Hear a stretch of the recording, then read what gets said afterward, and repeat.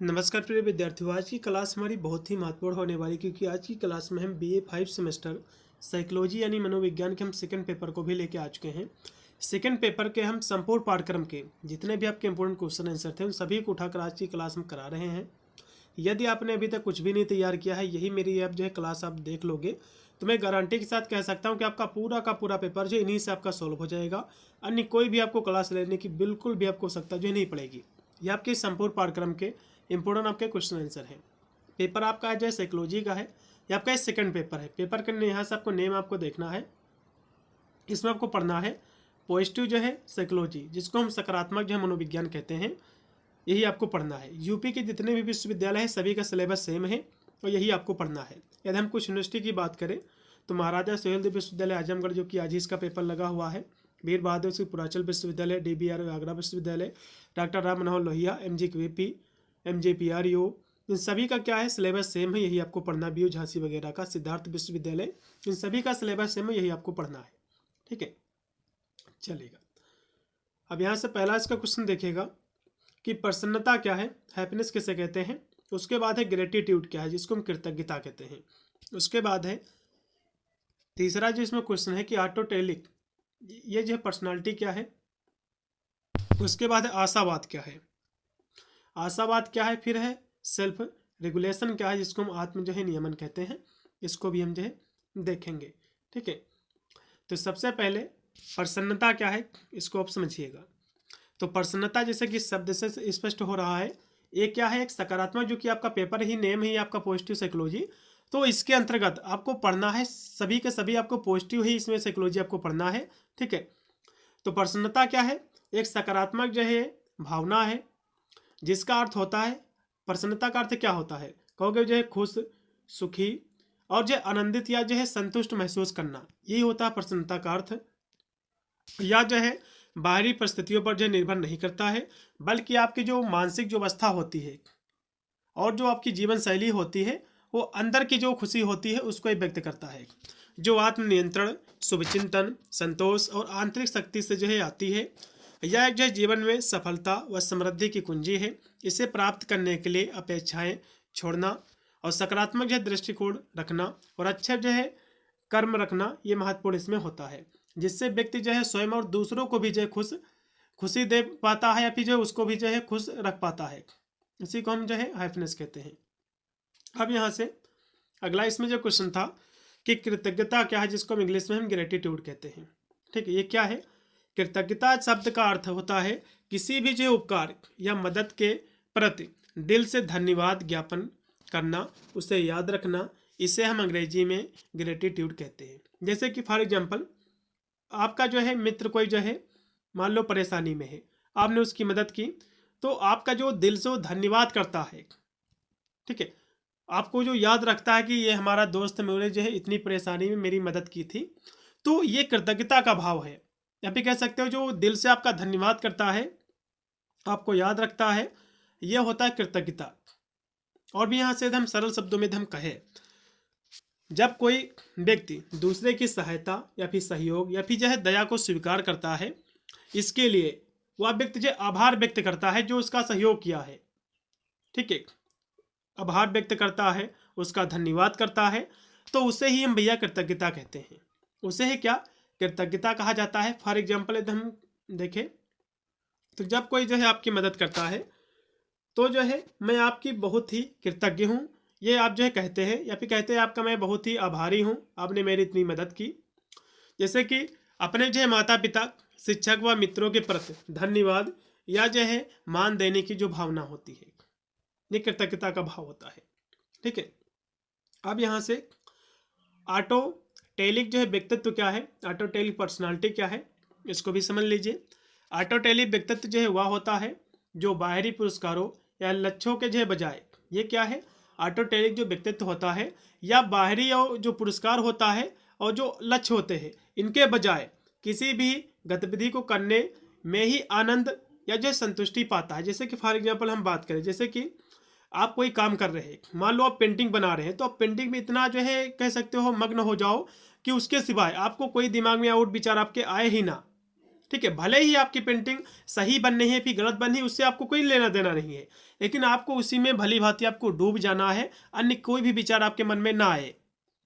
ठीक है, इसी को हम ऑटोटेलिक व्यक्तित्व कहते हैं। वही चीज इसमें लिखा हुआ है, किसी गतिविधि को जो है करने में ही जो है आनंद या संतुष्टि पाता है। ठीक है, किसी भी गतिविधि में उसको आनंद आ रहा है, किसी चीज को बनाने में, किसी चीज को करने में उसको आनंद आ रहा है, संतुष्टि मिल रही है, तो ऐसे व्यक्ति आंतरिक रूप से प्रेरित, मतलब जो है सेल्फ मोटिवेटेड होते हैं, जिज्ञासा रखते हैं और चुनौतियों को जो है आनंद के रूप में देखते हैं, जिससे उन्हें जो है फलों का अनुभव होता है और वे जो है अपनी रुचि की गतिविधियों में जो है गहराई से डूब जाते हैं। उसी को हम भैया ऑटोटेलिक पर्सनालिटी कहते हैं। कोई व्यक्ति जब कोई कार्य करता है तो उसमें इतना मन लगा कर डूब जाए कि अन्य कोई उसके दिमाग में सवाल आए ही ना, उसको ऑटोटेलिक हम पर्सनालिटी कहते हैं। ठीक है, फॉर एग्जाम्पल जैसे कि यहाँ से दिया हुआ है, एक कलाकार जो पेंटिंग बनाने की प्रक्रिया में जो है डूब जाता है, या एक वैज्ञानिक जो केवल ज्ञान की खोज के लिए जो है घंटों शोध करता है, भले ही उसका कोई तत्काल मान्यता ना मिले, मतलब जो पेंटिंग बना रहा भले ही उसको जो है कोई प्रसिद्धि ना मिले, पुरस्कार ना मिले, लेकिन वो जो पेंटिंग वाला व्यक्ति है, जो कलाकार है, वो उसी में मग्न हो जाए, पूरा मन उसी में लगाकर जो है पेंटिंग को करे। और ये यहाँ संक्षेप में फिर लिखा हुआ है कि ऑटोटेलिक जो है व्यक्ति वह है जो जीवन को एक खेल की तरह जो है जीता है, और जहाँ खेलना ही उसका इनाम है, और वह जो है हर क्रिया में आनंद और उद्देश्य जो है ढूंढता है। उसी को हम ऑटोटेलिक जो है पर्सनालिटी कहते हैं। आशा करता हूँ आपको समझ में आ गया होगा। अब यहाँ से हम आशावाद क्या है इस पर भी हम थोड़ा सा चर्चा करेंगे। देखो, आशावाद और आशा क्या है, होप और जो है आशावाद, इसके बीच में हम अंतर जो कि अभी आगे हम कराएंगे, लेकिन उससे पहले आशावाद क्या इसको भी समझ लीजिए। आशावाद वह जो है मानसिक स्थिति है जिसमें व्यक्ति भविष्य से अच्छी उम्मीद रखता है और जो है यह विश्वास करता है कि अच्छी चीजें होंगी और हर परिस्थितियों में सर्वोत्तम परिणाम की अपेक्षा करता है। जैसे कि फॉर एग्जांपल आज आपका जो है मान लो इस समय है, तो आप जो है आशा करें कि हमारा आने वाला जो समय होगा बहुत ही अच्छा होगा, उम्मीद रखें, आपको विश्वास है कि हमारा समय जो अच्छा होगा, तो ये भैया आशावाद है, एक आप आशा रख रहे हो। या जो है निराशावाद का ठीक उल्टा होता है। ये क्या है, आशावाद क्या है, निराशावाद का अपोजिट है। और जो है सकारात्मक सोच का एक प्रकार का एक उसका टाइप्स है, उसका एक रूप है, जो तनाव से जो निपटने और जीवन में आगे बढ़ने के लिए ये प्रेरणा देता है। या जो है मानता है कि अच्छी घटनाएं बुरी घटनाओं से अधिक होती हैं। और ये क्या मानता है, ये जो आशावाद है, ये मानता कि अच्छी जो घटनाएं हैं ये बुरी घटनाओं से अधिक होती हैं और व्यक्ति अपनी खुशी के लिए जिम्मेदार होता है। ठीक है, ये है आशावाद। अगले क्वेश्चन को हम पढ़ेंगे, देखिएगा कि आत्म जो है नियमन क्या है, जिसको हम सेल्फ रेगुलेशन कहते हैं, ये क्या है। तो इसका अर्थ है कि अपनी भावनाओं, विचारों, व्यवहारों को नियंत्रित करने और उसको प्रतिबंधित करने की जो क्षमता होती है, इसी को हम भैया आत्म नियमन कहते हैं। सिंपल सी परिभाषा है, ताकि आप जो है तनावपूर्ण स्थितियों में भी जो है शांत रह सके, लक्ष्यों पर जो है ध्यान केंद्रित कर सके और सही निर्णय जो है ले सके। मतलब जब ऐसे कह सकते हो, मान लो आपको थोड़ा सा आपका चिंता है, कोई आपसे दोस्त से थोड़ी लड़ाई हो गई है, तभी आपको क्या करना, अपनी भावनाओं को, अपने विचारों को, अपने जो है जो व्यवहार उसको नियंत्रित रखना है। ठीक है, ताकि आपका जो टेंशन है वो जो है कम हो सके। ठीक है, आप जो एक कह सकते हो, आप जो जिस कार्य में आप लगे हुए हो उस लक्ष्य को पूरा कर सके हो, अन्य जितनी भी घटनाएं हैं, जो तनाव है उसको खत्म करके, उसको भूल कर आप आगे बढ़ना जीवन में, ये होता है आत्म नियमन। और भी यहाँ से लिखा हुआ है कि ताकि जो है आप तनावपूर्ण स्थितियों में भी जो है शांत रह सके और लक्ष्य पर जो है ध्यान केंद्रित कर सके और सही जो है निर्णय ले सके। या जो है कौशल बचपन से विकसित होता है और जीवन भर जो है ये बढ़ता रहता है, जिसमें आत्म नियंत्रण, आत्मानुशासन और जो है अपनी प्रक्रियाओं को समझने की क्षमता भी इसमें जो है शामिल होती है। ठीक है, अब यहाँ से अगले क्वेश्चन को हम बढ़ेंगे, जो कि आपका है बहुत ही मोस्ट वांटेड क्वेश्चन है, पेपर का आपका नेम ही है कि पॉजिटिव जो है साइकोलॉजी क्या है, इसकी परिभाषा और सकारात्मक मनोविज्ञान की जो अवधारणा है, इसके जो लक्ष्य हैं, उनको भी हम साथ में कराते चलेंगे। इसकी अवधारणा पूछ सकता है। पहली बात तो सकारात्मक जो मनोविज्ञान है, ये क्वेश्चन तो 100% की गारंटी है। इससे कम से कम 2 से 3 क्वेश्चन आपके रिलेटेड आपके आएंगे। हम सभी क्वेश्चनों को हम करा रहे हैं, एक भी क्वेश्चन आपका नहीं छूटा है। हम संपूर्ण पाठ्यक्रम के सभी क्वेश्चनों को हम उठा के लेके आए हुए हैं। जो भी आपके महत्वपूर्ण क्वेश्चन थे, जो भी आपके रिपीटेड क्वेश्चन थे, जो कि सभी विश्वविद्यालयों में पिछले 2 वर्षों में रिपीट हुए हैं। ठीक है, चलेगा। अब सकारात्मक जो है मनोविज्ञान क्या है, सबसे पहले इसको समझिएगा। जैसे कि शब्द से स्पष्ट हो रहा है कि पॉजिटिव साइकोलॉजी, मतलब सकारात्मक मनोविज्ञान जो है वह शाखा है जो खुशियों, संतुलन और सकारात्मक अनुभव का इसमें अध्ययन किया जाता है। इसमें क्या है, हम पॉजिटिव थॉट के बारे में सोचते हैं। ठीक है, जैसे कि खुशी के बारे में, व्यक्ति के उसके जो अनुभव है, जो बैलेंस है उसके जीवन का, उसके चीज़ों का इसमें हम अध्ययन करते हैं। इसी को हम सकारात्मक मनोविज्ञान कहते हैं। अब इसका उद्देश्य क्या है, इसका उद्देश्य यह है कि हम अपने जीवन में कैसे हम सुख रह सके, शांत रह सके, और कैसे जो है हम अपने जो सुख है अपना जीवन का, उसको कैसे हम आगे तक लेके जा सकें, और अपनी जो मानसिक स्वास्थ्य है उसको हम कैसे सुधार सकते हैं। और सकारात्मक मनोविज्ञान लोगों को आत्मविश्वास बढ़ाने और सकारात्मक भावनाएं पोषित करने और जीवन को सकारात्मक दृष्टि से देखने के लिए प्रेरित ये करता है। ठीक है, तो ये क्या है, सकारात्मक मनोविज्ञान क्या है भैया, हम अपने जीवन में कैसे अपना जीवन हम सुखमय बिता सके, अपने जो है हम सुख को लंबे समय तक कैसे उसमें जो है हम रह सके, अपना जीवन हम कठिनाई से अच्छे की ओर जो हम कैसे ले जाएं और अपना जीवन हम सुखमय बिताएं। तो इन सभी चीज़ों का भैया हम इसमें अध्ययन करते हैं। इसी को हम सकारात्मक मनोविज्ञान कहते हैं। ठीक है, और भी यहाँ से लिखा हुआ है, इससे जो है हम अपनी क्षमताओं पर ध्यान केंद्रित करके अपने लक्ष्यों की प्राप्ति में मदद कर सकते हैं और जीवन को अधिक संपूर्ण तरीके से जो हम जी सकते हैं इसी के माध्यम से। अब यहाँ से कुछ परिभाषाएं हैं। सकारात्मक मनोविज्ञान के बारे में थोड़ा सा हम और भी लॉन्ग में चर्चा करेंगे। इसके प्रतिपादक कौन है, इस शब्द को किसने जो है दिया है, तो इस सब चीज़ों पर भी हम थोड़ा सा चर्चा करेंगे। तो सकारात्मक मनोविज्ञान जो है, ये जो है मार्टिन आपके जो कि सेलिगमैन थे, इनको जो है प्रथम मनोवैज्ञानिक माना जा सकता है, जिन्होंने सकारात्मक मनोविज्ञान की जो है नींव इन्होंने रखी थी सन 1998 में। अमेरिकन जो है मनोवैज्ञानिक संघ में इसके जो अध्यक्ष थे, जो कि उद्बोधन में सेलिगमैन ने मनोविज्ञान के प्रमुख बदलाव की अपील भी की थी। उन्होंने कहा था कि हमें मानव व्यवहार में जो भी कमजोरियां हैं, ठीक है, उनका अध्ययन करने की बजाय मानव के व्यवहार के सर्वाधिक उचित पक्ष और जो मनुष्य की जो अच्छाइयाँ हैं उनको जो है बढ़ावा देना चाहिए।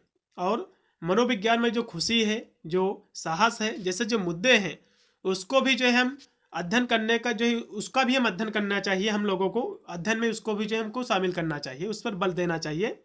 सेलिगमैन का मानना था कि सकारात्मक मनोविज्ञान के अध्ययन में मनोवैज्ञानिक का क्षेत्र और अधिक जो है व्यापक होगा, और जो है यहाँ से और भी कुछ मॉडल आए, जैसे कि रुग्णता मॉडल से परे स्वस्थ मानव की कार्यशीलता की समझ को बढ़ावा भी जो है मिलेगा।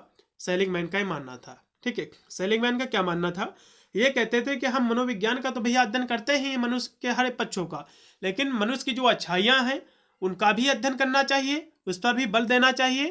तो इन सब चीज़ों को लेकर के जो है मनोविज्ञान, जो कि सकारात्मक जो मनोविज्ञान है, उसकी अवधारणा का प्रतिपादक सेलिगमैन ने किया था। और भी यहाँ से इसके अर्थ, इसकी परिभाषा कुछ हमारे विद्वान हैं जो कि समझाने का प्रयास किया है। जैसे कि इसका अर्थ सबसे पहले समझिएगा, सकारात्मक मनोविज्ञान का एक अपेक्षाकृत एक नया उपक्षेत्र है जो मानवीय शक्तियों और उन चीज़ों पर ध्यान केंद्रित करता है जो जीवन को जीने लायक जो है बनाती है। मतलब हम अपना जीवन कैसे व्यतीत करें सही से, उसको जीवन जीने लायक बनाता है। या जो है सकारात्मक व्यक्तिपरक अनुभव, सकारात्मक व्यक्तिगत लक्षण, सकारात्मक जो है संस्थानों का अध्ययन, इन सब चीज़ों जो कि हम इसी के अंतर्गत जो है हम सारी चीज़ों को इसमें अध्ययन करते हैं पॉजिटिव साइकोलॉजी के अंतर्गत। और भी यहाँ से लिखा हुआ है, सकारात्मक विचारधारा का संबंध यूडोमोनिया से है, जो एक ग्रीक भाषा का शब्द है जिसका अर्थ होता है कि अच्छी आत्मा। इसे जो है खुश और अच्छे जीवन की खोज के लिए आवश्यक तत्व जो है माना जाता है, और उस चीज़ को सजोने पर भी जो है ये जोर देता है जो जीवन में सबसे बड़ा मूल्य रखता है, और अन्य ऐसे कारक जो अच्छे जीवन को सजोने पर अधिक जो है योगदान देते हैं। ठीक है, अब यहाँ से कुछ परिभाषाएं हैं, इनको भी हम समझेंगे। तो सेलिगमैन एवं जो है जो कि और भी हमारे महोदय हैं जो कि चिक स्टैंड मिहलाई, इनके अनुसार सकारात्मक मनोविज्ञान मानव कार्यशीलता का वैज्ञानिक अध्ययन है जिसे विविध स्तर पर पल्लवित एवं जो समृद्ध किया जा सकता है। इसके अंतर्गत जीवन के संपूर्ण आयाम जैसे कि जैविक, व्यक्तिगत, संबंध परक और जो संस्थागत और सांस्कृतिक इत्यादि इसमें जो है शामिल होती हैं। यहाँ से सेल्डन और जो है किंग महोदय ने भी इसकी परिभाषा को स्पष्ट किया है। ये कहते हैं कि सकारात्मक जो है मनोविज्ञान को सामान्य मानव की शक्तियों, उनके जो है सद्गुणों का वैज्ञानिक अध्ययन से हम अधिक कुछ नहीं है। मतलब जो है ये कहते हैं सकारात्मक विज्ञान क्या है, ये जो है मानव की जो शक्तियां हैं, मनुष्य की जो शक्तियां हैं, मनुष्य के अंदर जो एबिलिटी है, मनुष्य के जो गुण हैं, उसी का अध्ययन इसमें किया जाता है। इससे ज़्यादा है जो है सकारात्मक मनोविज्ञान कुछ नहीं है। यहाँ से पीटरसन ने भी इसकी परिभाषा लिखी है। ये कहते हैं सकारात्मक मनोविज्ञान जीवन को सर्वाधिक अच्छे ढंग से सुखनुमा, जीने योग्य किस प्रकार बनाया जा सके, उसी का ये वैज्ञानिक अध्ययन है। इनकी परिभाषा बहुत ही अच्छी है। ये कहते हैं कि सकारात्मक मनोविज्ञान क्या है, ये जो है हम अपने जीवन को कैसे जो है खुशनुमा बनाएं, कैसे हम अपना जीवन जो है खुशी से व्यतीत करें, उसी का अध्ययन है। उसी को हम क्या कहते हैं, पॉजिटिव साइकोलॉजी कहते हैं, सकारात्मक मनोविज्ञान कहते हैं। ठीक है, इतनी सी परिभाषा आपको लिखना है। अब यहाँ से सकारात्मक मनोविज्ञान की अवधारणाएं क्या है, इसको भी समझ लीजिए। तो इसकी जो अवधारणा है इसको 3 स्तरों में बांटा गया है। पहला है सकारात्मक जो है अनुभव, तो इसमें जो है अतीत के प्रति संतुष्टि और वर्तमान में जो है खुशी और भविष्य के लिए आशावाद जैसी भावनाएं इसमें जो है शामिल होती है। दूसरा इसका जो स्तर है सकारात्मक जो है व्यक्तिगत गुण, जैसे कि चरित्र की जो है ताकत या जो है उन व्यक्तिगत विशेषताओं का अध्ययन करता है जो लोगों को फलने फूलने में जो है मदद करती है। इसमें साहस, करुणा, रचनात्मक, जिज्ञासा, ईमानदारी, लचीलापन, बुद्धिमत्ता जैसे इसमें गुण जो है शामिल है। तीसरा इसका जो स्तर है सकारात्मक जो है संस्थाएं, तो इसका संबंध जो है उन संस्थाओं जैसे कि मजबूत परिवार, समुदाय, स्कूल, कार्यस्थल से है, जो व्यक्तियों में जो नागरिक के जो गुण होते हैं उसको जो है जागृत करता है, उसको पोषित करता है।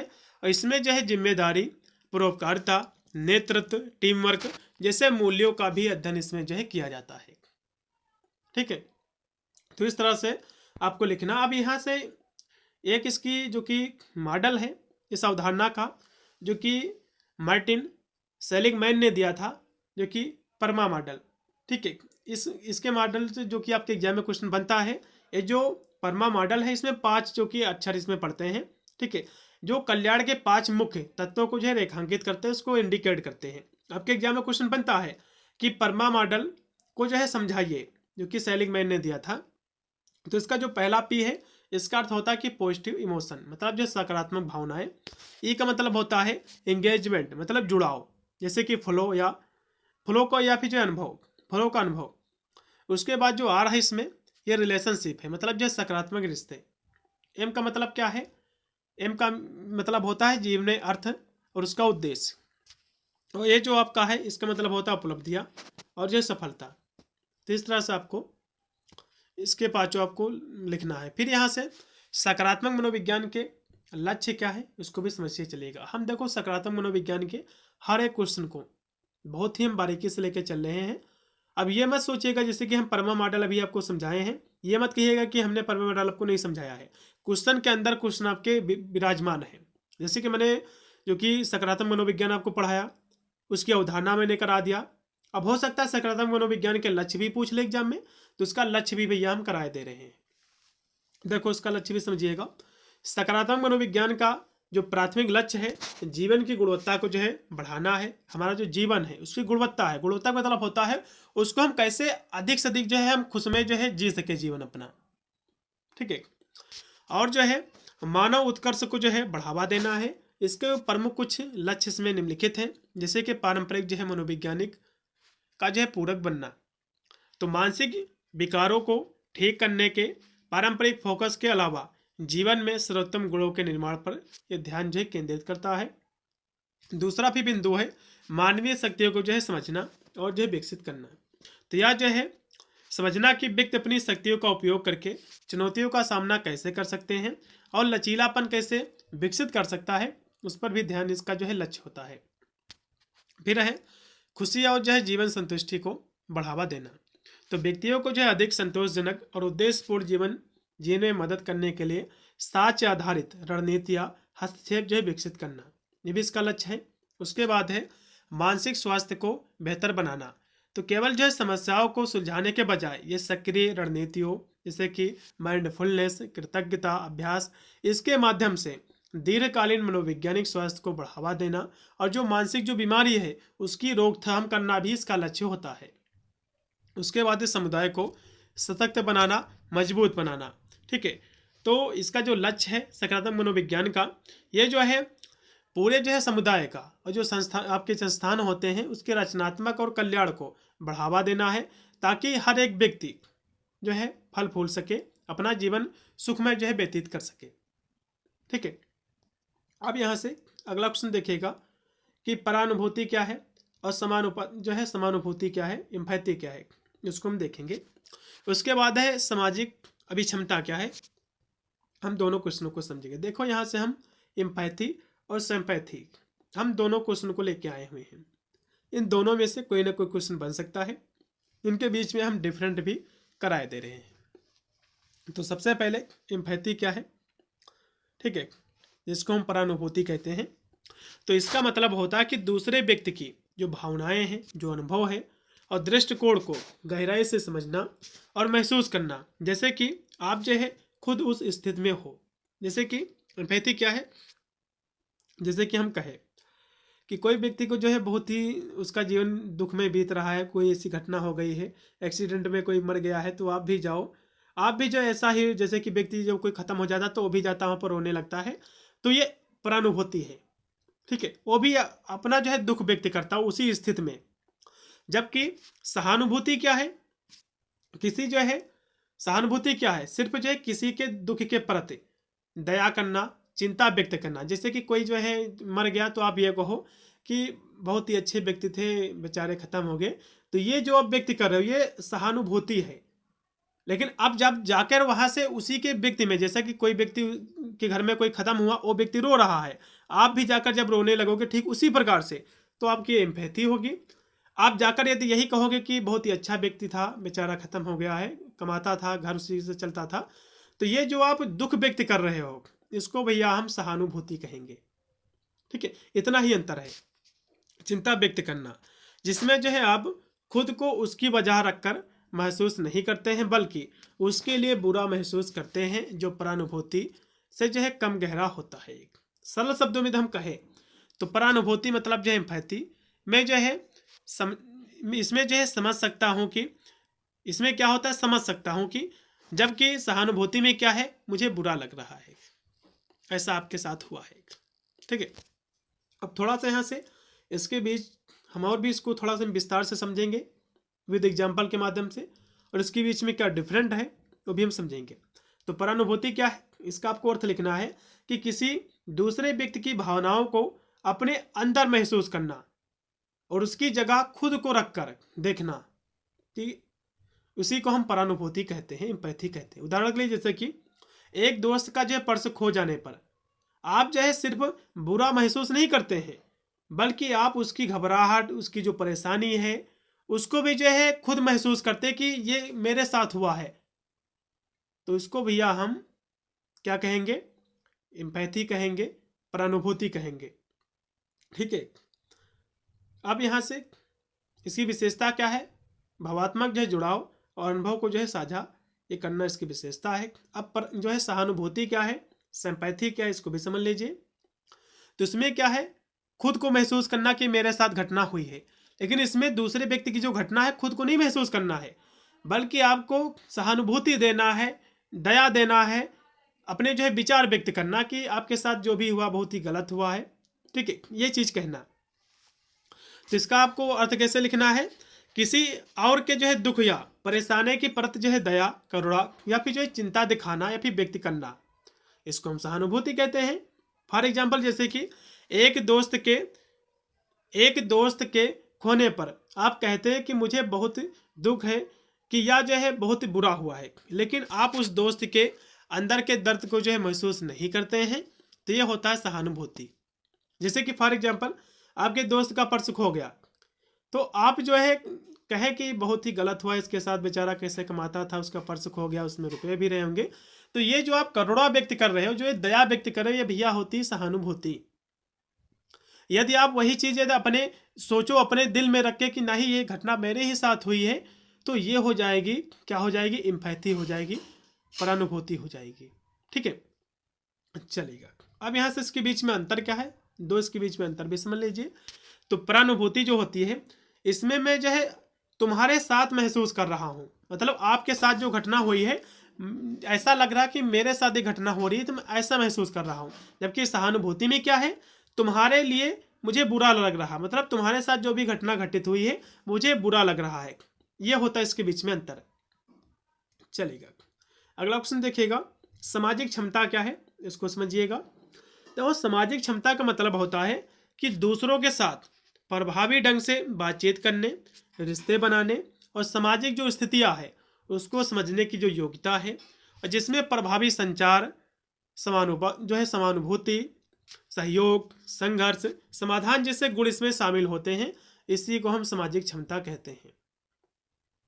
उदाहरण के लिए जैसे कि किसी ग्रुप में शामिल होना, दूसरों की भावनाओं को समझना, आपसी बातचीत में जो है ध्यान से सुनना और दूसरों की मदद करना, ये सामाजिक क्षमता होती है, जिससे जो व्यक्ति और जो पेशेवर है उसके जीवन में जो है सफलता मिलती है। तो इस तरह से आपको लिखना है। अब यहाँ से बौद्ध धर्म में संचेतना पर टिप्पणी आपको लिखना है। सबसे पहले संचेतना होता क्या, हम इसको समझाएंगे, आपके एग्जाम में बन सकता है।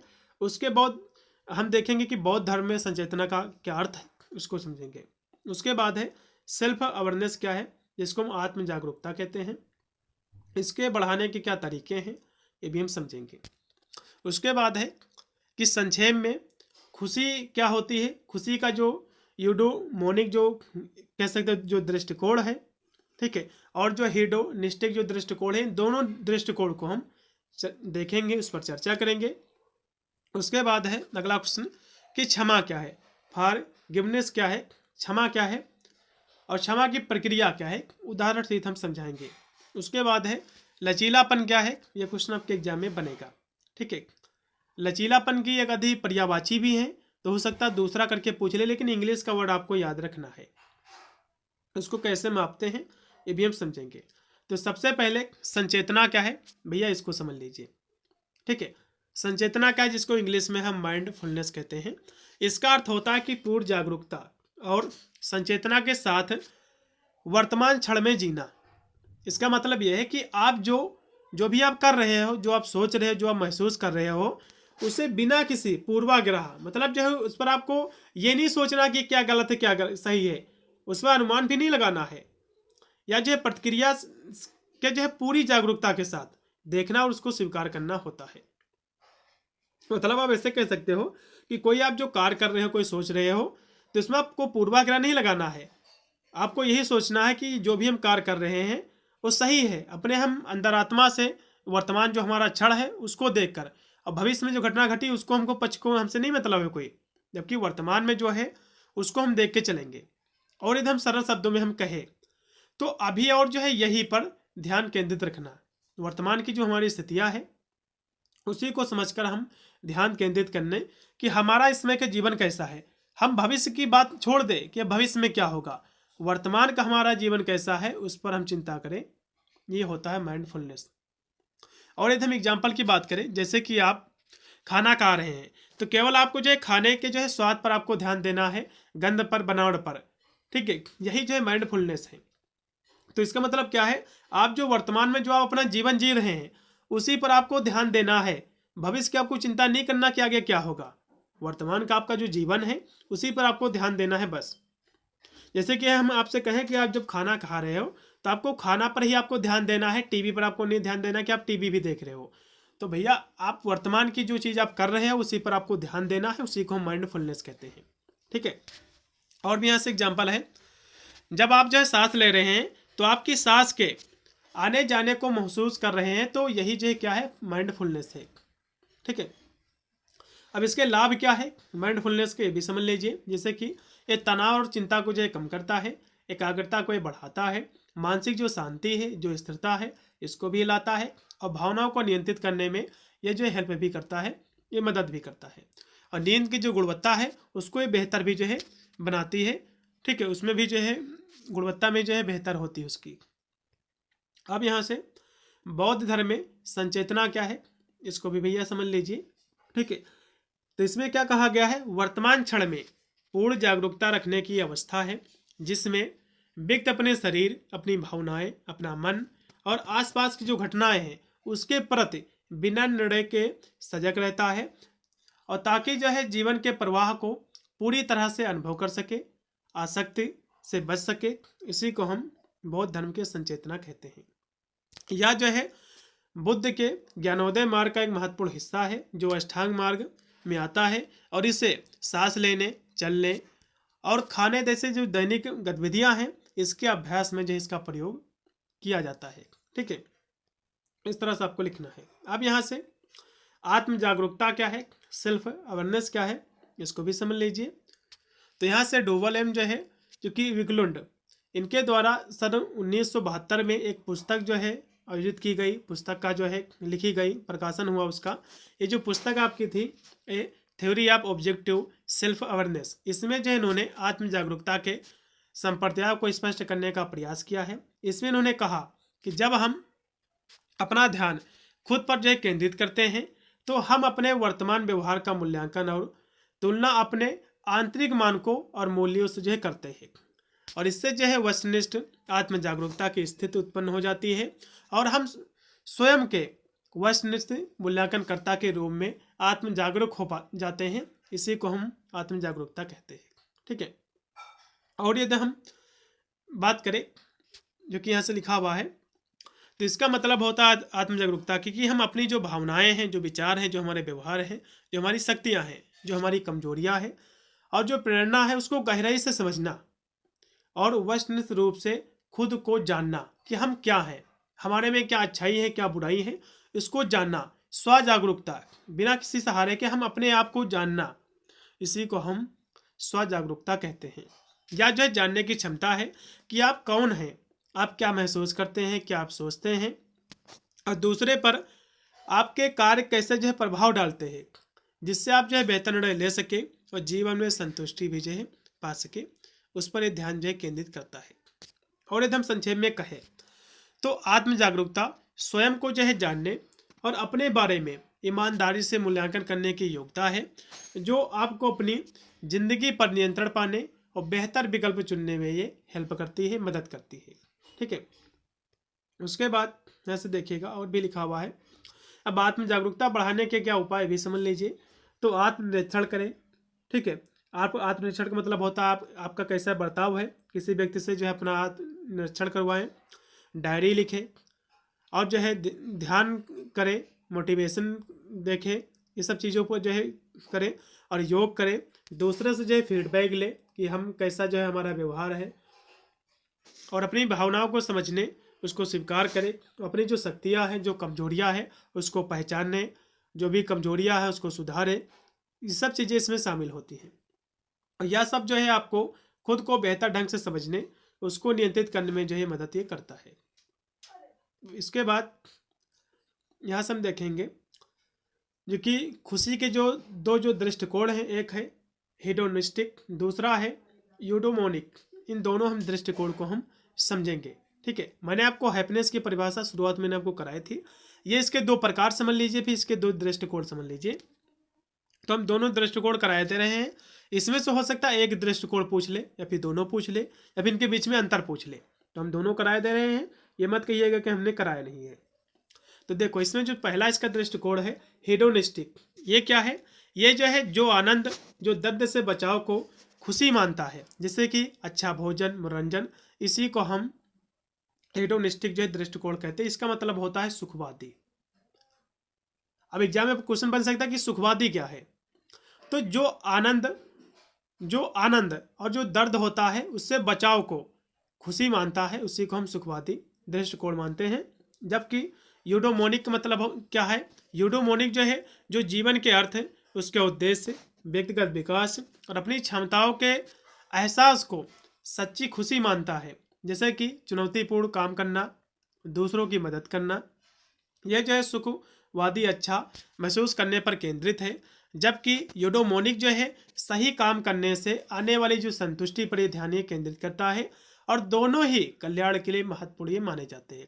अब यहाँ से हम दोनों दृष्टिकोण को हम थोड़ा सा अलग अलग करके समझेंगे तो हमको काफ़ी समझ में आएगा विद एग्जाम्पल के माध्यम।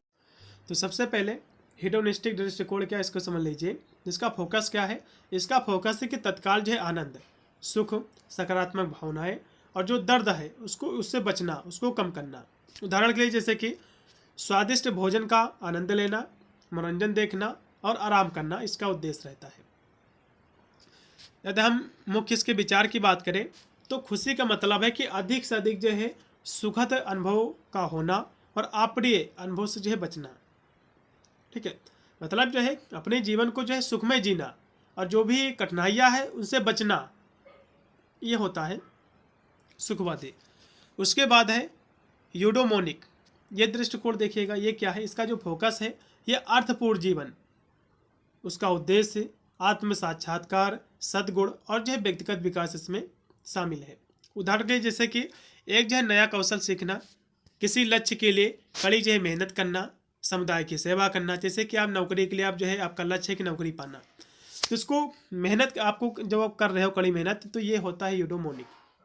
ठीक है, इसका मुख्य विचार क्या है, तो सच्ची जो है खुशी तब मिलती है जब व्यक्ति अपनी क्षमता का एहसास करता है कि हम ये कर सकते हैं, हम ये करके दिखा सकते हैं और सार्थक उद्देश्य जीवन जीता है, और भले ही उसमें थोड़ा संघर्ष ही हो, उसको हम कहते हैं सुखवादी यूडोमोनिक। इस तरह सबको लिखना। अब यहाँ से इसके बीच में अंतर क्या थोड़ा सा समझ लीजिए। तो पहला इसमें जो है हेडोनिस्टिक, ये जो है क्षणिक सुख है। ठीक है, इस पर केंद्रित है, अच्छा जो है लगना, वर्तमान हमारा समय जो है अच्छा लगना, इस पर केंद्रित है। जबकि यूडोमोनिक क्या है, ये दीर्घकालीन संतुष्टि है, मतलब हम लंबे समय तक अपना जीवन क्या है सुखमय बिताए। आज हम जो सुखमय जिंदगी जी रहे हैं, हमारा आने वाला समय भी सुखमय बीते, तो ये होता है यूडोमोनिक। जबकि जो हेडोनिस्टिक है ये केवल क्षण भर जो है सुखी होती है, इसमें जीवन व्यतीत करने पर केंद्रित है। तो यूडोमोनिक क्या है, ये दीर्घकालीन संतुष्टि है, इस पर केंद्रित है, अच्छा होना, सही काम करना। ठीक है, कई शोधकर्ता मानते हैं कि एक पूर्ण और स्थायी कल्याण के लिए इन दोनों दृष्टिकोण का संतुलित जो इसका बैलेंस है, संतुलन आवश्यक है, क्योंकि वे जो है कल्याण में अलग अलग तरीके से योगदान करते हैं। अब यहाँ से अब क्षमा क्या है, फॉरगिवनेस क्या है, आपके एग्जाम में क्वेश्चन जो है बनेगा, अभी पूछ लेगा कि क्षमाशीलता क्या है। देखो क्षमाशीलता और क्षमा दोनों भैया एक ही चीज़ है, आपको घबराना नहीं है।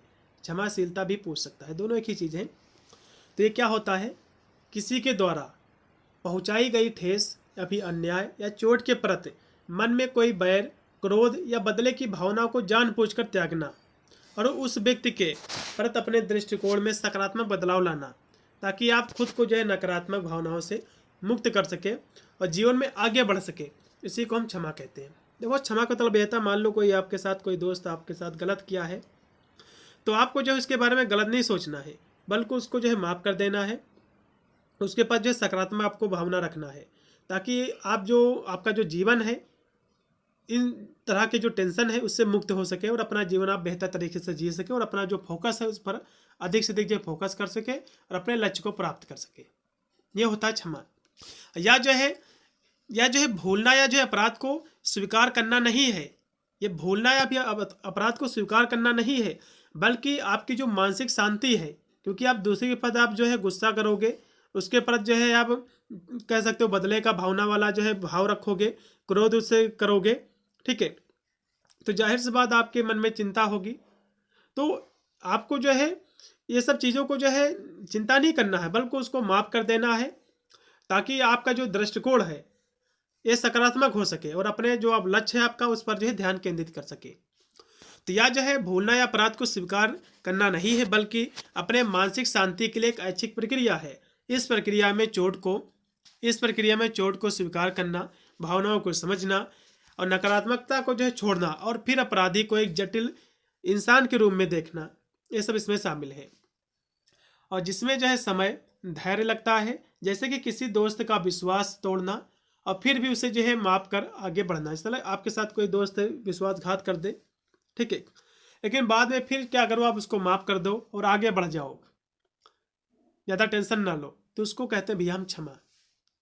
अब यहाँ से क्षमा का कुछ अर्थ इसको हम भी समझेंगे, जैसे कि नकारात्मक जो है भावनाओं का त्याग। त्याग जो है नाराजगी, घृणा और बदले की जो इच्छा है उसको ये जो है छोड़ता है इसमें व्यक्ति, और अपने अंदर से जो है कह सकते हो एक सकारात्मक भावना को जो है पैदा करता है। उसके बाद निर्णय जो है भावना, त्याग जो है एक निर्णय और आप आगे बढ़ना चाहते हैं, या एक भावना है कि आप जो है उस व्यक्ति से नफरत नहीं करते हैं, ठीक है, ये नफरत वाली भावना को भी त्याग इसमें किया जाता है। फिर है भूलना नहीं है, तो इसका मतलब ये नहीं कि आप जो है आपके साथ हुआ जो नुकसान है उसको आप भूल जाओ, उसे जो है स्वीकार करें, बल्कि आप जो है उस दर्द को अपने ऊपर हावी ना होने दें। मतलब कोई के साथ आपके साथ घटना हो जाए तो बार बार उसको याद करने से क्या मतलब है, और दोबारा तो जो है सही हो नहीं पाएगा, तो उसको आपको भूल जाना है। मतलब उसको जो है घटना को जो आपके साथ घटित है उसको आपको माफ़ कर देना है, जो आपका चाहे दोस्त हो या फिर दुश्मन हो, और अपने आप को लक्ष्य में आगे की ओर बढ़ना है। अब यहाँ से क्षमा की प्रक्रिया का इसको थोड़ा सा समझ लीजिए। तो सबसे पहले जो है चोट को स्वीकार करना, तो सबसे पहले जो है स्वीकार करें कि आपको ठेस पहुंचाई है और आप जो है दुखी या क्रोधित है। उसके बाद है नकारात्मक भावनाओं को पहचानना, तो समझे कि आपको जो है गुस्सा, करवाहट और दुख क्यों महसूस हो रहा है। उसके बाद भावनाओं को छोड़ना, तो यह जो है एक सचेत निर्णय है कि आप भावनाओं को अब अपने अंदर नहीं रखेंगे। उसके बाद आएगा अपराधी को समझना, तो अपराधी को एक जो है बुरा व्यक्ति मानने के बजाय उसे एक जो है जटिल इंसान के रूप में देखें कि व्यक्ति जटिल है, जिससे शायद किसी जो है हो सकता है उस व्यक्ति ने कोई मजबूरी में किया होगा, अज्ञानता से किया होगा वो काम, इस तरह से उसको आपको माफ़ कर देना है, ठीक है। जैसे कि किसी रिश्तेदार का आपके साथ कोई बुरा व्यवहार, जिससे आप जो है समझने की कोशिश जो है करते हैं। उसके बाद है आगे बढ़ना, तो अपने जीवन पर जो है ध्यान केंद्रित करना और उस घटना को वर्तमान और भविष्य को प्रभावित ना करने देना, उसको भूल कर आगे बढ़ना, उसी को हम क्षमा कहेंगे। फॉर एग्जाम्पल, जैसे कि यहाँ से दिया हुआ है कि आपके एक दोस्त ने आपसे पैसे उधार लिए और वापस जो है नहीं किए, जिससे आपको जो है आर्थिक और भावात्मक ठेस जो पहुँची है। तो आप क्या करेंगे, शुरुआत में आपको भैया गुस्सा आएगा, नाराज होंगे उससे, उसको गाली भी दोगे हो सकता है फ़ोन मिलाकर, तो आप जो है उसे बुरा इंसान मानते हैं शुरुआत में, उससे जो है दूर हो जाएंगे, उससे कोई बातचीत नहीं करेंगे जब नहीं हो देगा। फिर इस क्षमा की प्रक्रिया इसमें क्या रहेगी, आप जो है आपको स्वीकार करना है कि उसने जो है आपको निराश किया है।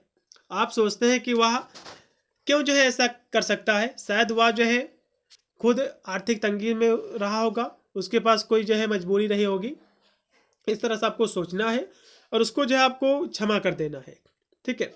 ये आपको जो है यह तय करना है कि आप जो है उसे माफ़ कर देंगे, ताकि आपको पैसे ना लौटाने का जो बोझ है उठाना ना पड़े, और आप जो है उससे जो है सुलह ना भी जो है करें, लेकिन आपके जो मन में अब जो उसके पर जो करवाहट है वो नहीं रहनी चाहिए, और अपनी जो ज़िंदगी में आप आगे जो है इस तरह से बढ़ पाते हैं, ठीक है।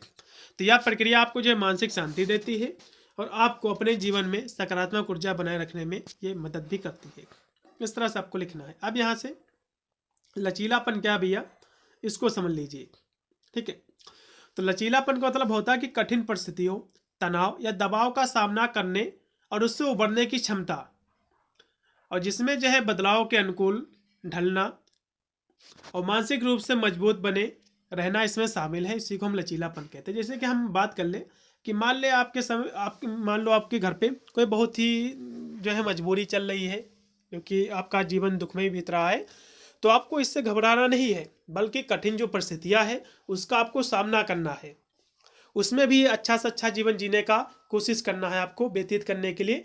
ये नहीं आपको समझना कि हम बहुत ही कठिनाई से जी रहे हैं, बल्कि इन सभी कठिनाइयों को आपको सामना करना है, उससे उबरने की आपको जो है कोशिश करना है और उससे उबरना है। इसी क्षमता को हम लचीलापन कहते हैं। यह एक जो है शारीरिक, मानसिक और भावात्मक रूप से खुद को संभालने, आगे बढ़ने की क्षमता है, जिसमें दूसरे से मदद मांगना भी एक अहम हिस्सा है।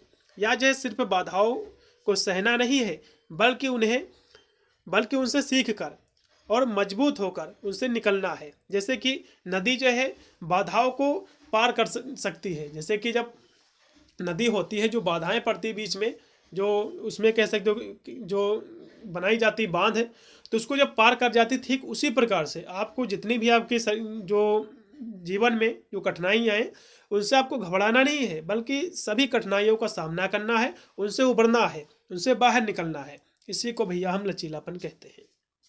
ठीक है, इस तरह से आपको लिखना है। और भी यहाँ से संक्षेप में लिखा हुआ है कि लचीलापन मुश्किल समय में टूटने के बजाय झुककर फिर से खड़े होने और पहले से भी मजबूत बनने की कला है। जैसे कि जब आंधी आती है, जो पेड़ झुक जाते हैं, ठीक है, बाद में फिर खड़े हो जाते हैं, तो ये लचीलापन होता है।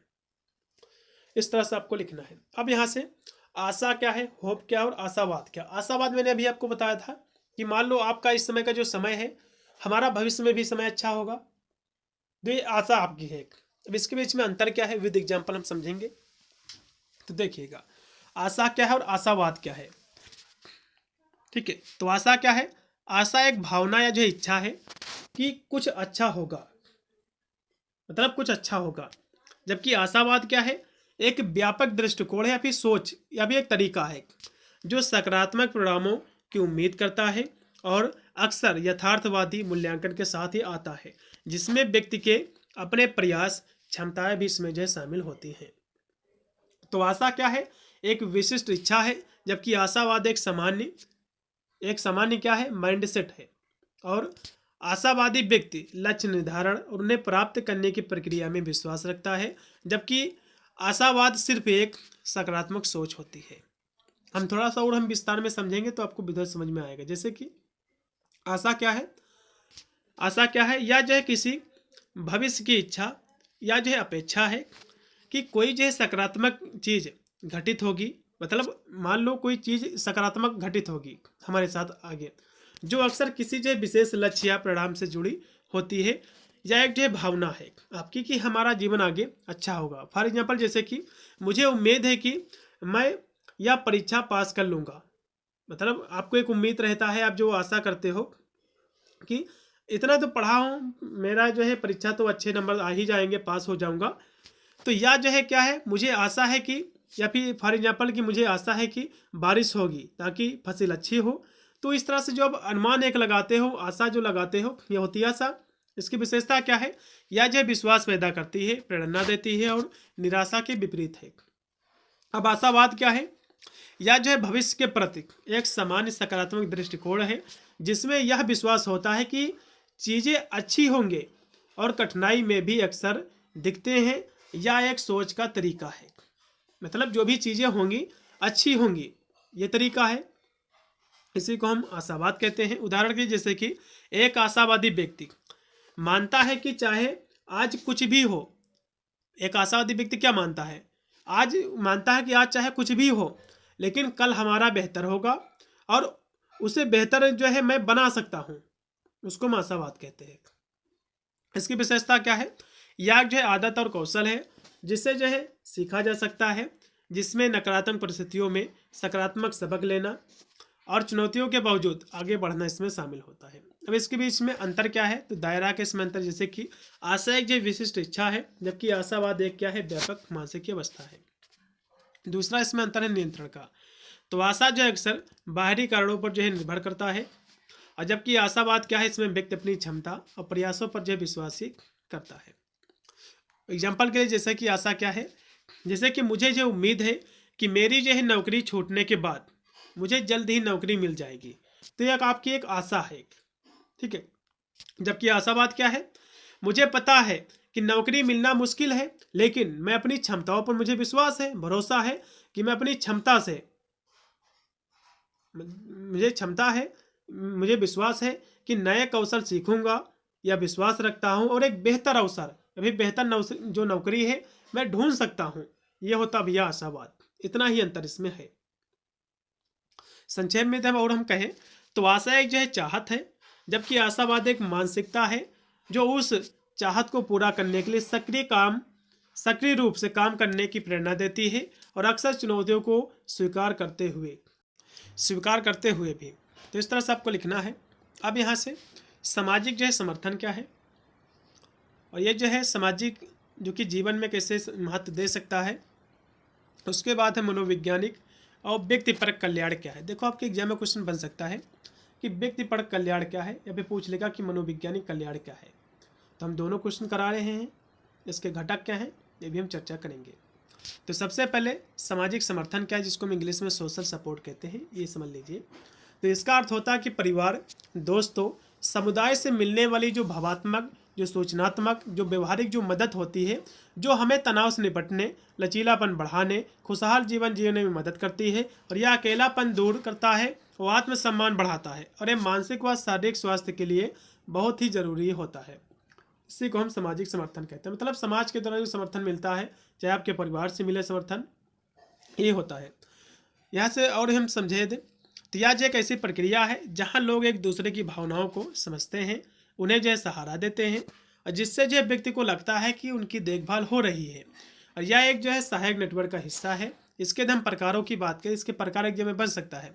इसका पहला प्रकार है भावात्मक जो है समर्थन। इसमें जो है प्यार, सहानुभूति, विश्वास इसमें देना।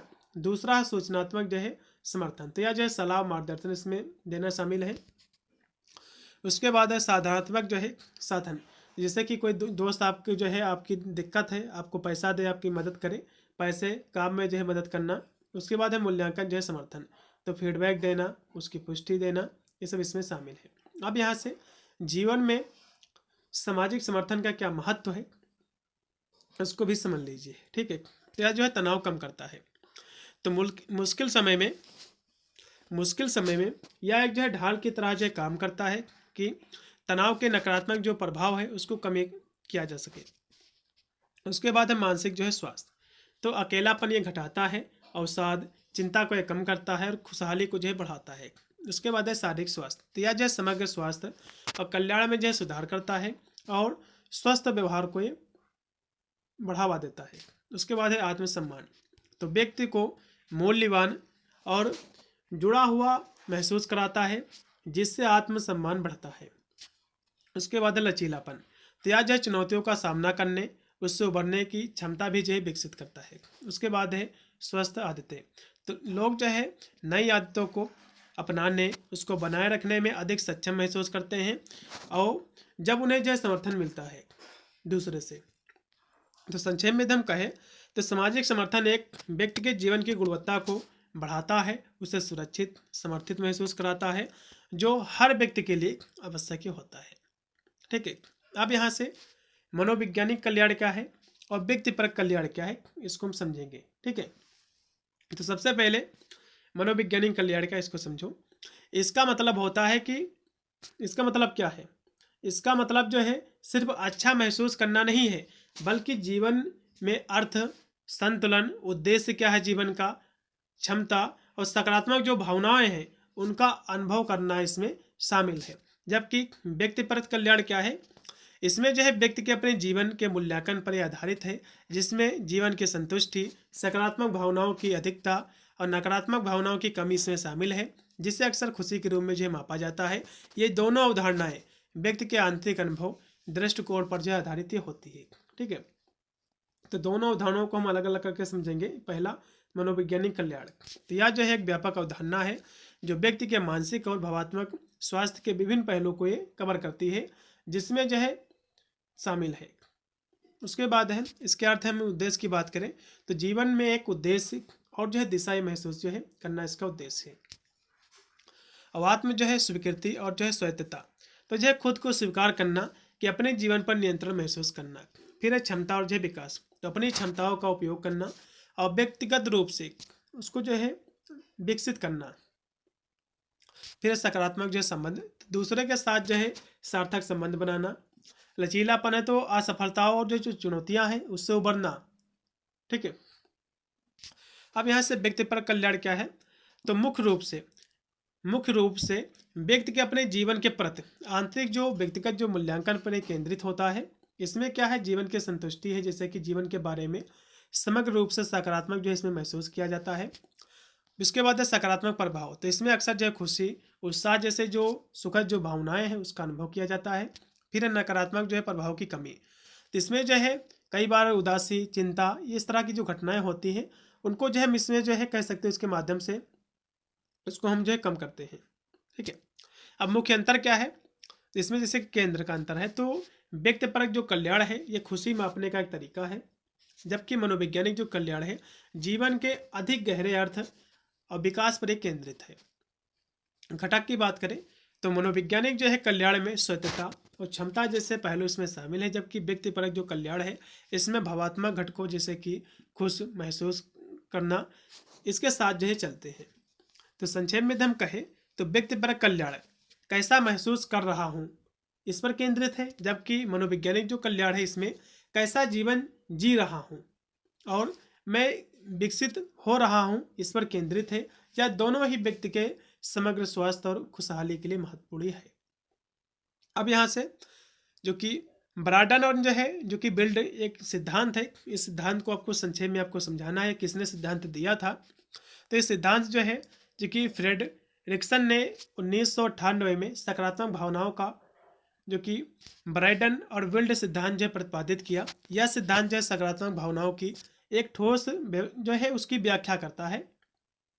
हमारे दिमाग को खोलना, हमारी जागरूकता को विस्तृत करना और ज्ञान कौशल क्षमताओं रिश्ते सहित जो संसाधन है उसके निर्माण और विकास को सुविधाजनक बनाता है। ठीक है, यहाँ से हम इनके शब्दों में देखें जो कि फ्रेडरिक्सन के शब्दों में, तो ये जो है सकारात्मक भावनाएं किसी जो व्यक्ति के क्षणिक विचार कार्य भंडार को ये व्यापक मानती है या फिर बनाती है और खुशी खेलने की इच्छा को जगाती है, जागृत करती है और संतोष स्वाद लेने और एकीकृत करने की इच्छा को जागृत करता है और प्रेम सुरक्षित इसमें से है प्रत्येक इच्छा के आवर्ती चक्र जो है जागृत इसमें जो है करता है। मतलब ये सकारात्मक जो कि मनोविज्ञान का है एक मॉडल है। ठीक है, उसी की भावना है इसमें। जैसे कि कुछ बिंदु हैं, जैसे कि बारबरा जो है कि इनका पूरा नाम है बारबरा फ्रेडरिक्सन। इसके जो सकारात्मक भावनाओं के विस्तार और सिद्धांत के अनुसार हम सकारात्मक भावनाओं को अपने जीवन में सकारात्मक चीज़ों के लिए एक तरीके से जो है एक तरीके के रूप में जो है सोच सकते हैं कि अपना हम जीवन कैसे हम सकारात्मक रूप से जी सके, उस पर एक केंद्रित है। ठीक है, दूसरा है बिंदु कि जब हम जो है खुश होते हैं, सकारात्मक भावनाओं का अनुभव करते हैं, तो हम जो है अधिक सकारात्मक जो है विचार सोचते हैं या हमारे जो है व्यवहार में भी जो झलकता है। उदाहरण के लिए जैसे कि सकारात्मक जो है मानसिकता में होने के कारण हम लोगों के बीच जो है रहना और जो है मोल जोल बढ़ाना, ये सब चीज़ें इसमें जो हम करते हैं। तीसरा बिंदु है इस प्रकार अपने सामाजिक और मनोवैज्ञानिक संसाधनों को प्रभावी ढंग से जो है बनाया है। और जब हम सकारात्मक भावनाओं का अनुभव करते हैं तो यह कार्यों की संख्या को जो है विस्तार की ओर ले जाता है और जिन्हें हम जो है करने के बारे में सोच सकते हैं। उसके बाद ये क्रियाएं हमारे मनोवैज्ञानिक संसाधनों को मजबूत करने में मदद करती हैं, जिससे हम जो है अधिक सकारात्मक जो भावनाएं हैं उसका अनुभव करके अपनी भावनाओं को प्रतिबंधित कर सकते हैं और जो हमारी सामाजिक मनोवैज्ञानिक संसाधनों को बढ़ाएगा या अधिक जो है संतुष्टिपूर्ण जीवन जीने में सक्षम भी जो है बनाता है। ठीक है, इस तरह से आपको बताना है। फिर यहाँ से आध्यात्मिकता क्या है इसको भी समझ लीजिएगा। खुद से बड़ी किसी चीज़ से जुड़ना और जीवन के जो है गहरे अर्थ को समझना और आंतरिक शांति पाना जो धर्म से अलग और उसके साथ ही हो सकती है। और इसके जो है लाभों में तनाव की कमी है, बेहतर मानसिक और जो है शारीरिक स्वास्थ्य, आत्म जागरूकता में वृद्धि, रिश्तों में सुधार और जीवन के जो है उद्देश्य की भावना इसमें शामिल है, जिससे व्यक्ति आंतरिक शक्ति और सकारात्मक महसूस जो है करता है। ठीक है, तो इसका और भी यहाँ से अर्थ दिया हुआ है आंतरिक जुड़ाव। तो यह जो है आत्मा परमात्मा के बीच संबंधों को समझने उससे जुड़ने की एक प्रक्रिया है जो हमें जीवन के वास्तविक जो स्वरूप है उसका बोध कराती है, ज्ञान कराती है। फिर इसके हम अर्थ उद्देश्य की बात करें तो यह जो है भौतिक चीज़ों से परे जाकर जीवन में एक बड़ा उद्देश्य ढूंढने और हर काम को अर्थपूर्ण बनाने में जो है हेल्प करती है, मदद करती है आध्यात्मिकता। अब इसके लाभ क्या है? जैसे कि मानसिक जो है स्वास्थ्य, तो यह जो है तनाव, चिंता, अवसाद जैसे जो कह सकते हो जो मानसिक अशांति है उसको ये कम करती है। फिर है आत्म सुधार, तो आत्म सम्मान, आत्म जागरूकता, आंतरिक शक्ति जिसको हम सहनशीलता कहते हैं इसको ये बढ़ाती है। फिर है शारीरिक जो है स्वास्थ्य, तो रोग प्रतिरोधक क्षमता को ये मजबूत करती है। फिर है सकारात्मकता, तो जीवन में जो है आशा, प्रेम, करुणा, दया जैसे जो गुण है उसको यह विकसित करती है। उसके बाद है रिश्तों में सुधार, तो बेहतर समझ, क्षमा भाव ये विकसित करती है। उसके बाद है जीवन में जो है अर्थ है, तो जीवन में कठिन समय में भी जो है अर्थ उद्देश्य खोजने में जो है ये हेल्प करती है। उसके बाद है सही गलत का ज्ञान, तो सही कर्म जो कर्म होते हैं उसका चुनाव करने और नकारात्मक विचारों से मुक्ति ये दिलाती है। संक्षेप में हम कहें तो आध्यात्मिकता जो हमारी बाहरी जो दुनिया है उसकी परेशानियों के बावजूद भीतर में जो मौजूद जो शांति है, जो उद्देश्यपूर्ण, उसको जो है बनाती है और जिससे हम जीवन को बेहतर ढंग से अनुभव करते हैं, जीते हैं। इस तरह से आपको लिखना है। अब यहाँ से करुणा क्या है, कंपैशन क्या है, इसको भी समझ लीजिए, आपके एग्जाम में क्वेश्चन बनेगा। करुणा का अर्थ जो है मात्र दूसरे की पीड़ा महसूस करना नहीं है, अपितु उस जो है दुख को दूर करने के लिए आगे जो है बढ़ना है। करुणा क्या है, किसी का जो है पीड़ा है तो उसको पीड़ा ही नहीं होती है, बल्कि उसको जो दुख है उसको जो है कम करने, दुख को कम करने के लिए आगे बढ़ना, उसका साथ देना करुणा है। जैसे कि महात्मा बुद्ध ने जो है लोगों की पीड़ा दूर करने के लिए उनसे जो है उबारने का प्रयास किया था। यहाँ से साइकोलॉजी टुडे के अनुसार करुणा करुणा है किसी व्यक्ति की भावनाओं की एक सहानुभूतिपूर्ण समझ है जिसमें परोपकारता या उस व्यक्ति की ओर से कार्य करने की इच्छा इसमें शामिल है। करुणा क्या है, करुणा दिखाना, किसी की मदद करना। जैसे कि कोई जो है व्यक्ति सड़क नहीं पार कर पा रहा तो अब करुणा दिखाओ, उसको सड़क पार करा दो, ये करुणा है। सरल शब्दों में और हम कहें तो करुणा जो है तब होती है जब आप किसी भी स्थिति से जुड़ते हैं और उनकी मदद करते हैं, यह होती करुणा। दूसरे अर्थों में कहें तो एक साथ कष्ट सहना और भावना के बीच या उस भावना के रूप में परिभाषित किया गया है जो तब उत्पन्न होती है जब आप दूसरे के दुख का सामना करते हैं और उस दुख को दूर करने के लिए प्रेरित महसूस करते हैं, उसकी हेल्प करते हैं, ये होती करुणा। करुणा जो है तब होती है जब उन भावनाओं विचारों में जो है मदद करने की इच्छा जो है शामिल होती है। परोपकारिता परिवर्तन में दयालुता निस्वार्थ व्यवहार है जो बार बार करुणा की भावना से प्रेरित होता है। यद्यपि करुणा की भावना के बिना कोई भी इस पर कार्य नहीं हो सकता है। और करुणा एक जो है सामाजिक भावना है जो लोगों को दूसरों और स्वयं के शारीरिक और जो मानसिक है, जो भावात्मक जो दर्द है, इससे राहत पाने के लिए कुछ भी करने के लिए प्रेरित करती है। अब करुणा जो है दूसरे की पीड़ा के भावात्मक पहलुओं के प्रति संवेदनशीलता या जो है निष्पक्षता, न्याय और अन्योन्य आश्रितता जैसी धारणाओं पर यह आधारित हो जो उसे प्राकृत में आंशिक रूप से तर्क संगत जो है माना जा सकता है। अब यहाँ से प्रतिबद्धता क्या है, इसको समझ लीजिए। प्रतिबद्धता का मतलब है कि किसी कार्य या फिर जो है व्यक्ति लक्ष्य के प्रति जो है पूरी तरह से जब समर्पित होता है, एक वादा जो है करना कि उस वादे का दायित्व को निभाना है और जिसमें जो ईमानदारी, निष्ठा, जवाबदेही इसमें शामिल है, चाहे परिस्थितियाँ कितनी भी कठिन क्यों ना हो, और यह जो सिर्फ एक इच्छा नहीं है बल्कि उसे पूरा करने का एक दृढ़ संकल्प है। कार्यवाही होती है जैसे कि शादी करना, नौकरी और जो व्यक्तिगत लक्ष्य, जैसे कि फॉर एग्जाम्पल जैसे कि किसी लड़की से जो है आप प्रेम करते हैं तो उससे आपने वादा किया कि हम आपसे शादी करेंगे, तो उसको भैया पूरा उसको करना, लक्ष्य को पूरा करना, यह होता है प्रतिबद्धता। ठीक है, ईमानदारी पूर्वक वादा अपना निभाना। जैसे कि आप नौकरी के लिए जो है आपने दृढ़ जो है संकल्प लिया है कि हम नौकरी लेके रहेंगे, तो भैया नौकरी के लिए आपको जो लेके आपने लक्ष्य रखा तो उसको पूरा करके दिखाना, यह होता है प्रतिबद्धता। ठीक है, अगला क्वेश्चन को और भी यहाँ से संक्षेप में लिखा हुआ है कि प्रतिबद्धता एक जो कि मानसिक और भावनात्मक जुड़ाव है जो आपको अपने चुने हुए रास्ते पर आगे बढ़ने और उसे पूरा करने के लिए प्रेरित करता है, और भले ही रास्ते में कितनी भी चुनौतियां आई, मतलब जो चुनौतियां चाहे कोई भी आए, मतलब आप किसी के साथ कोई आपने जब वादा किया है तो चाहे रास्ते में चाहे जितनी भी चुनौतियां आए उन सभी का सामना आपको करना है, और लेकिन उस वादे को आपको निभाना है। आपने देखा होगा बहुत सारे एग्जाम्पल आपके प्रतिबद्धता के देखे होंगे, चाहे जो है आपने देखा होगा जो कि दूसरे कास्ट से शादी हो जाती है, दूसरे धर्म से शादी हो जाती है, तो अपना वादा निभाना। ठीक है, तो ये होता है प्रतिबद्धता। चलेगा, अब यहाँ से संवेगिक जो है खैरियत क्या है, इमोशनल जिसको हम विंग कहते हैं, इसको भी समझ लीजिए। इसका मतलब है कि अपनी जो है भावनाएं, आपकी भावनाएं क्या होती है, जैसे कि खुशी, गुस्सा, डर, उदासी आपकी भावनाएं होती हैं। तो इसको अच्छे से जो है समझना, अनुभव करना, उन्हें जो है रचनात्मक तरीके से प्रतिबंधित करना, ताकि आपका जो मानसिक और जो शारीरिक स्वास्थ्य है वो अच्छा हो सके, तो आपका जीवन क्या है, सफल हो सके। यह जो है आत्म जागरूकता से जुड़ा है, और जिसमें जो है अपनी भावनाओं को जानना, उन्हें स्वीकार करना और ज़रूरत पड़ने पर जो है मदद मांगना इसमें शामिल होती है। अब यहाँ से अगला इसमें क्वेश्चन है कि सामाजिक जो है, समाज उपयोगी व्यवहार क्या है, उसको समझ लीजिए।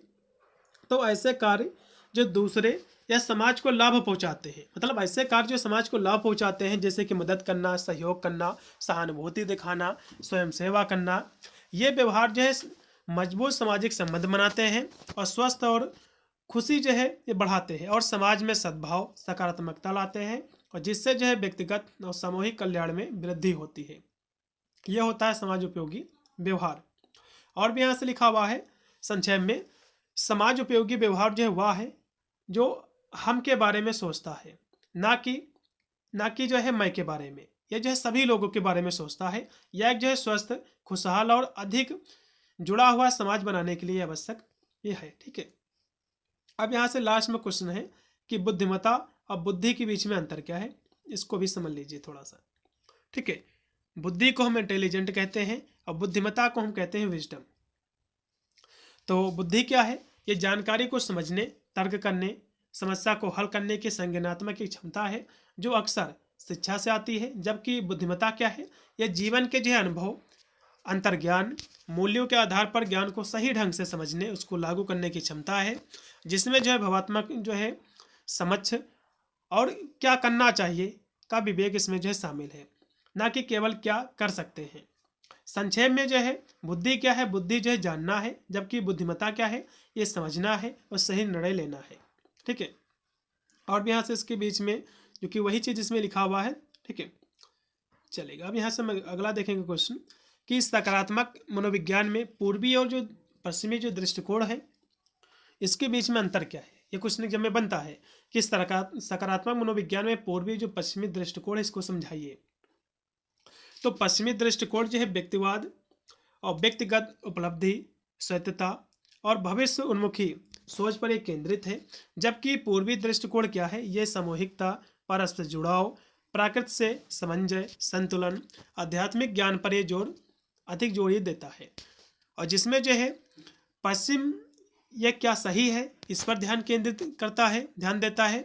वही जो पूरब है अच्छे जीवन को आंतरिक शांति, सार्वभौमिक संबंध के रूप में ये देखता है। तो इस तरह से आपको लिखना है। इतनी ही आज की हमारी क्लास थी। संपूर्ण पाठ्यक्रम से मैंने आपको करा दिया है। गारंटी लेता हूँ कि इससे बाहर एग्जाम में कोई भी क्वेश्चन नहीं बनेगा। वीडियो को लाइक कर देना, साथ में चैनल को भी सब्सक्राइब कर लेना। आप लोगों के लिए हम इतनी मेहनत करते हैं, तो इसलिए आपका सब्सक्राइब जरूरी है। वीडियो को शेयर भी कर देना दोस्तों, जिससे सभी विद्यार्थी देख ले। यही आपके एग्जाम में क्वेश्चन आपके छपेंगे आज। मिलता हूँ वीडियो के लिए, तब तक सभी को thank you for watching this video.